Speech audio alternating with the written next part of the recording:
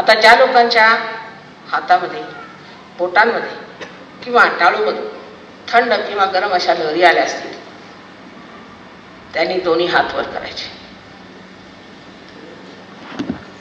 वरपर्यंत.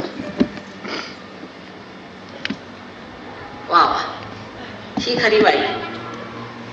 सगळ्यांना अनंत आशीर्वाद. लहानपणी आम्हाला एक लेख होता पळसाला पाने 3. त्यात एक मुलगा वाईवरून पुण्याला निघाला होता. त्याचं वर्णन होतं. मला पुष्कळ वाटायचं की वाईला यायचं, कारण वाई काहीतरी फार पवित्र स्थान असेल असं मला नेहमी वाटत असे.